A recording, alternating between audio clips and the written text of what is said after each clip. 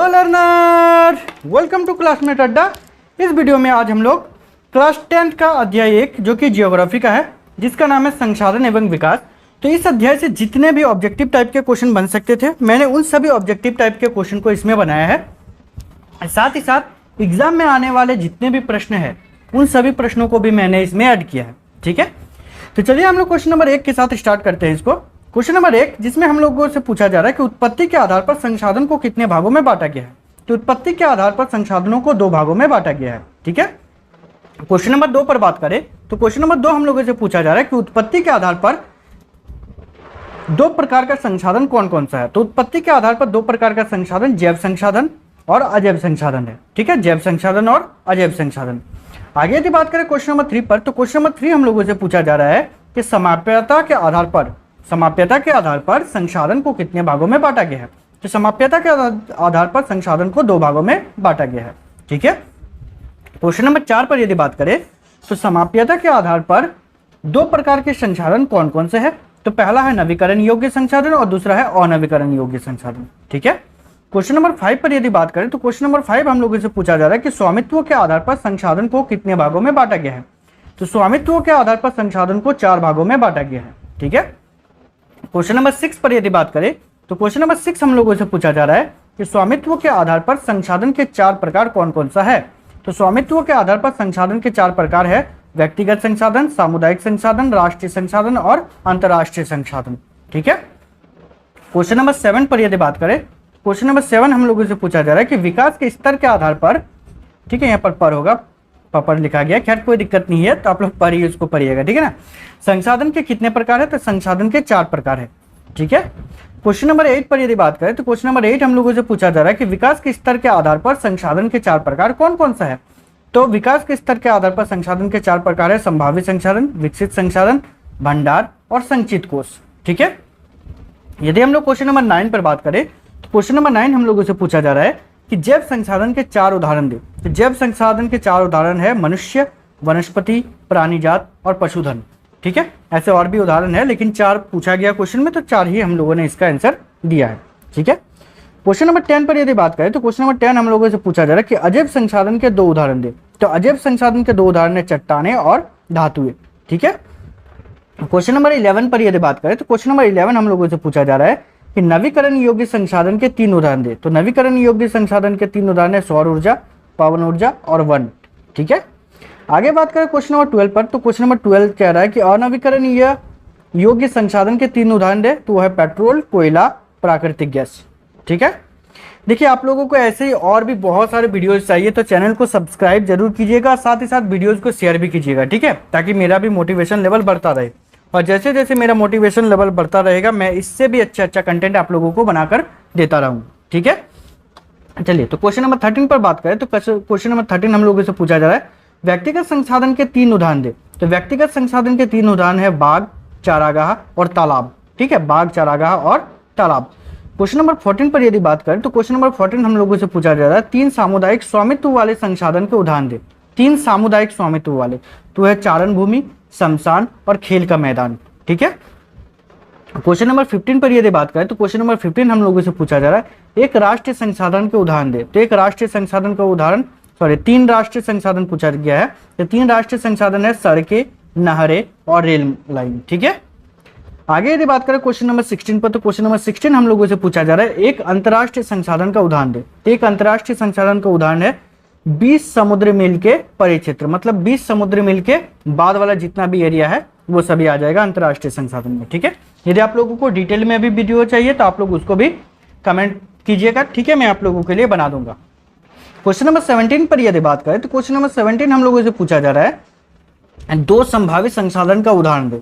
तो 2 संभावित संसाधन का उदाहरण में राजस्थान और गुजरात में पवन और सौर ऊर्जा।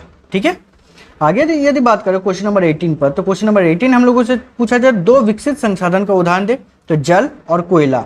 ठीक है, आगे यदि बात करें क्वेश्चन नंबर 19 पर, इसमें हम लोगों से पूछा जा रहा है कि 2 भंडार का उदाहरण दे। तो पहला है जल, 2 गैस, हाइड्रोजन और ऑक्सीजन का मिश्रण है। ठीक है, पहला भंडार है, दूसरा भूतापीय ऊर्जा। अब बोलोगे सर ये सब कैसे 2 भंडार का उदाहरण है, तो आप लोग कमेंट कीजिए, मैं डिटेल में इसके लिए अलग से वीडियोस बना दूंगा। ठीक है, क्वेश्चन नंबर 20 पर यदि बात करें तो क्वेश्चन नंबर 20 हम लोगों से पूछा जा रहा है कि भविष्य की पीढ़ी के लिए बचाकर संसाधनों का उपयोग करना क्या कहलाता है। तो भविष्य की पीढ़ी के लिए बचाकर संसाधनों का उपयोग करना कहलाता है सतत पोषणीय विकास। ठीक है, आगे यदि बात करें क्वेश्चन नंबर 21 पर, तो क्वेश्चन नंबर 21 हम लोगों से पूछा जा रहा है कि पृथ्वी सम्मेलन 1992 कहाँ हुआ। तो ये हुआ था रियो डी जेनेरो में। ठीक है, रियो डी जेनेरो में, जो कि ब्राजील में स्थित है। ठीक है, आगे यदि बात करें कि प्रथम अंतर्राष्ट्रीय पृथ्वी सम्मेलन कहाँ हुआ था, तो प्रथम अंतर्राष्ट्रीय पृथ्वी सम्मेलन हुआ था ब्राजील के रियो डी जेनेरो में। ठीक है, आगे बात करें क्वेश्चन नंबर 23 पर, तो क्वेश्चन नंबर 23 हम लोगों से पूछा जा रहा है कि प्रथम रियो डी जेनेरो सम्मेलन में किस पर सहमति जताई गई। तो प्रथम रियो डी जेनेरो का जो सम्मेलन हुआ था उसमें भूमंडलीय वन सिद्धांत पर सहमति जताई गई थी। ठीक है, यदि हम लोग बात करें क्वेश्चन नंबर 24 पर, तो क्वेश्चन नंबर 24 हम लोगों से पूछा जा रहा है अंतर्राष्ट्रीय स्तर पर व्यवस्थित तरीके से संसाधन संरक्षण का वकालत किसने और कब किया। तो किसने और कब किया था, तो ये किया था क्लब ऑफ रोम ने। ठीक है, क्लब ऑफ रोम ने। आगे यदि बात करें क्वेश्चन नंबर 25, जिसमें हम लोगों से पूछा जा रहा है कि स्मॉल इज ब्यूटीफुल नामक पुस्तक किसने लिखा। तो स्मॉल इज ब्यूटीफुल नामक जो पुस्तक है इसको लिखा था सुमेसर ने, और कब लिखा था, तो 1974 ईस्वी को। ठीक है, मतलब 1974 ईस्वी को इसको लिखा था। आगे बात करें क्वेश्चन नंबर 26 पर, तो क्वेश्चन नंबर 26 हम लोगों से पूछा जा रहा है कि भारत में कुल कितना प्रतिशत हिस्सा खेती योग्य है। तो वह है 54% भूमि। ठीक है, क्वेश्चन नंबर 27 हम लोगों से पूछा जा रहा है कि राष्ट्रीय वन नीति कब बनाई गई। तो राष्ट्रीय वन नीति बनाई गई थी 1952 ईस्वी को। ठीक है, आगे यदि क्वेश्चन नंबर 28 पर बात करें, तो क्वेश्चन नंबर 28 हम लोगों से पूछा जा रहा है कि पंजाब और हरियाणा में भूमि निम्नीकरण का क्या कारण है। तो पंजाब और हरियाणा में भूमि निम्नीकरण का कारण है अधिक सिंचाई। क्वेश्चन नंबर 29 पर बात करें, तो क्वेश्चन नंबर 29 हम लोगों से पूछा जा रहा है कि भारत में कौन सी मृदा सबसे अधिक पाई जाती है। तो वह है जलोढ़ मृदा। ठीक है, वैसे आप लोगों को बार बार एक ही बात बोल रहा हूँ कि आप लोग को यदि वीडियोस अच्छा लगे तो आप लोग चैनल को सब्सक्राइब कर दीजिएगा, और इसी टाइप का यदि आप लोगों को वीडियोस चाहिए तो आप लोग वीडियोस को शेयर कीजिएगा ताकि उस पर व्यूज आए और मेरा मनोबल भी बढ़ता रहे। ठीक है, मेरा मनोबल जैसे जैसे बढ़ता रहेगा मैं आप लोगों के लिए इससे भी अच्छे और कंटेंट को बनाता रहूँगा। ठीक है, चलिए क्वेश्चन नंबर 30 पर यदि बात करें, तो क्वेश्चन नंबर 30 हम लोगों से पूछा जा रहा है कि पुरानी जलोढ़ मृदा को क्या कहते हैं। तो पुरानी जलोढ़ मृदा को कहा जाता है बांगर। ठीक है, पुरानी जलोढ़ मृदा को बांगर कहा जाता है। सेम यही क्वेश्चन यदि आप लोगों से पूछा जाए कि नई जलोढ़ मृदा को क्या कहते हैं, तो नई जलोढ़ मृदा को कहा जाता है खादर। ठीक है, क्वेश्चन नंबर 32 पर यदि बात करें, तो क्वेश्चन नंबर 32 हम लोगों से पूछा जा रहा है कि काली मृदा सर्वाधिक किस राज्य में पाई जाती है। तो काली मृदा सर्वाधिक जिस राज्य में पाई जाती है वो है महाराष्ट्र। ठीक है, महाराष्ट्र में सबसे अधिक पाई जाती है। क्वेश्चन नंबर 33 पर यदि बात करें, तो वो कह रहा है कि काली मृदा को और किस नाम से जाना जाता है। तो काली मृदा को दो नाम से और जाना जाता है, एक तो रेगर मृदा, और दूसरा काली कपास मृदा के नाम से भी जाना जाता है। क्वेश्चन नंबर यदि 34 पर बात करें, तो क्वेश्चन नंबर 34 हम लोगों से पूछा जा रहा है कि काली मृदा में किस फसल का उत्पादन सबसे अधिक होती है। मतलब काली मृदा जो है इसमें सबसे अधिक मात्रा में उगाए जाने वाले फसल कौन सा है, तो वह है कपास। ठीक है, क्वेश्चन नंबर 35 पर बात करें, तो क्वेश्चन नंबर 35 हम लोगों से पूछा जा रहा है कि लेटराइट शब्द किस भाषा से लिया गया है। ठीक है, किस भाषा से लिया गया है, भाषा को ठीक कर लीजिएगा थोड़ा सा, मतलब स्पेलिंग को। ठीक है, यहाँ पर भाषा कहने का मतलब अलग चीज़ नहीं है, यहाँ भाषा जो है स्पेलिंग का बात कर रहे हैं हम।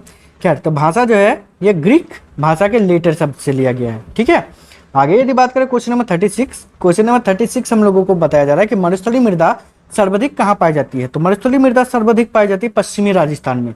ठीक है, तो इस प्रकार से हम लोगों का इस अध्याय में जितने भी ऑब्जेक्टिव टाइप का क्वेश्चन था मैंने उन सभी ऑब्जेक्टिव टाइप के क्वेश्चन को आप लोगों को बता दिया। और भी यदि आप लोगों को ऐसे वीडियोस चाहिए तो चैनल को सब्सक्राइब करके, ठीक है, आप लोग शेयर कर दीजिएगा वीडियोस को। ठीक है, तो सब्सक्राइब तो करना जरूरी है।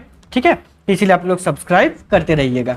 ठीक है, और वीडियोस को शेयर भी करते रहिएगा। ठीक, वैसे फ्री है तो आप लोग कर सकते हो, टेंशन लेने वाली कोई बात नहीं है। क्या, तो इस वीडियो में इतना ही, मिलते हैं नेक्स्ट वीडियो में, तब तक के लिए बाय, थैंक यू।